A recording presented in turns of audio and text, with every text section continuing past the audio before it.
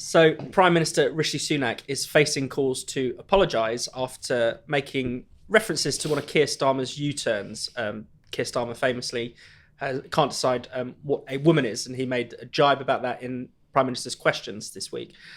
Ostensibly, this has caused a row because Esther Ghey, the mother of murdered teenager Brianna Ghey, was in Parliament at the time, and so people sort of saying, it's a disgraceful thing to have said in her presence, effectively.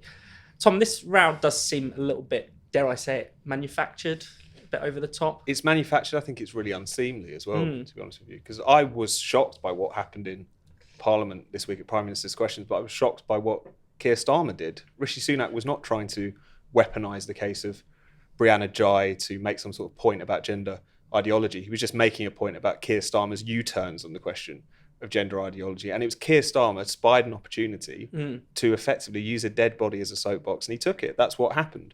And I find it really unpleasant, but part of a kind of growing trend that we see, which is a willingness to exploit tragedies to basically bring to heel people that certain people in politics disagree with or have been having rows with about certain issues. So you see it with the gender issue.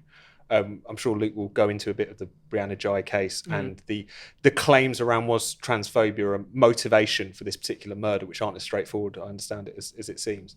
But even that being said, the idea that this horrendous murder takes place and that therefore that proves that Julie Bindel should shut up is a grotesque argument to make. The idea that because two incredibly depraved, violent teenagers committed this horrendous murder, that therefore all of the feminists and women's rights activists who have been speaking up and taking a lot of flack for defending women's spaces, children's safeguarding and so on, that they just need to shut up now and go home and we've won the argument off the back of this horrendous attack. It's so unseemly, unpleasant, but I don't think people, it's so become the kind of common coin of that part of politics that they don't even recognise that they're doing it. And that's also quite disturbing in and of itself, I think. Yeah, because I mean, there's this echoes almost with the Joe Cox tragedy in a sense, wouldn't you say? Like, people were using that even to criticise people for being too excited about Brexit. No, exactly. And it's not to say that when some sort of horrendous terrorist attack, assassination,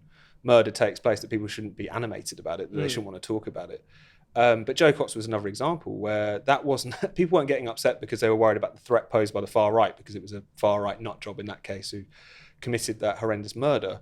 It became an excuse to have a go at Nigel Farage. It became an excuse to have a go at the Vote Leave campaign, in much the same way as we've seen with the Brianna Ghey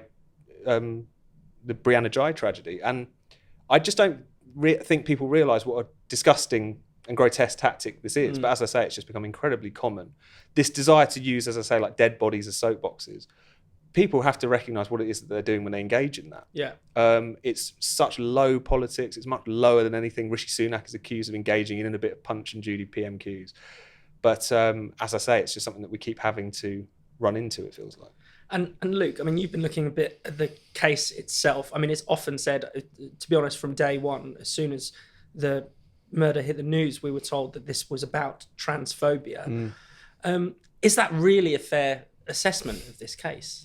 No, certainly not. I mean, I think we've learned that there is no case there's no case as complex, as morally involved, as evidentially. This was a very, very difficult case, incredibly difficult. Two apparently very vulnerable children who committed the crime, one of whom was on the autistic spectrum, had developed selective mutism in the course of the trial. Clearly a very unusual power dynamic between the two killers, where it looks as though one was playing far greater a role in the course of the offence, but also in the influencing of the other. So you have this incredibly complex and difficult dynamic to understand. And before we do any effort to understand it or to pick it apart, there's a rush to call it transphobia or to fit it into a narrative. Yeah. And what I think we've learned is that there is now no case that's insufficiently complex that they won't do this with, that people won't jump on to try and fit into a particular political narrative. And I do find it absolutely revolting and inhumane, because I think when you do that, you rob this case of all its ethical complexity. You rob it of all its of any questions around how this could have possibly happened. I mean, that is a question we should be still asking as societies. Yeah. How did this happen? How can two teenage kids become obsessed with murder to the point that they end up killing another kid? That is always an incident which should probe a society to be introspective. But the idea that we would immediately try and fit it into one particular box is I just think it's unconscionable. I think it's absolutely unconscionable. Just to mention, the judge in this case made a very tight decision about whether transphobia was a motivating factor. And it's unusual because the prosecutor had maintained throughout the trial that transphobia wasn't really a motive at all. There was evidence to suggest that one of the killers, that the young girl, expressed a great deal of admiration for Brianna Ghey. It seems that the judge has formed the conclusion based on some messages sent by Eddie Radcliffe, the young male killer, questioning, asking questions about awfully, what Brianna would sound like when she died or when she screamed. Awful messaging, and some other crude messages about, her genitals and things like that. So all of that, the judge had to factor in and consider and weigh up. And of course, we're not in the courtroom. Us lawyers love to say, look, we're not in the courtroom. We can't take the place of the judge in this decision. And it was a difficult one, etc. And she was best placed to decide it. But it does seem as though some key decisions in this case have been taken on the basis of very little evidence. And I think I can go so far as to say, I think other judges may have not decided that transphobia was a factor, given the evidence. I think it could have definitely gone either way, and I think there's lots of judges which would decide the other way. So in that regard, that makes it even more appalling that suddenly this case has, almost independent of the evidence, become a vehicle for the discussion around transphobia and around. And I just think, if you take the issue of transphobia seriously, if you take, if you take trans rights seriously, if you take our debate around criminal justice seriously, then you really need to separate out these two things, because this was a very distinct, unique, almost unique crime, and we need to discuss it on its own terms, not use it as some kind of vehicle for political debate.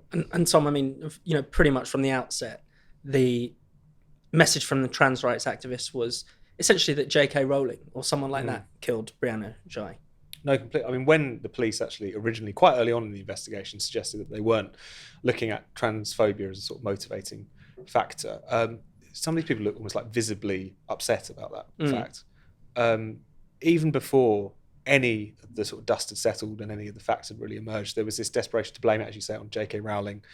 And you just got to think about the psychology of someone who sees a singular, horrific murder like this and thinks, brilliant, I can use it to have a pop at J.K. Rowling or Maya Forstater, whoever it is.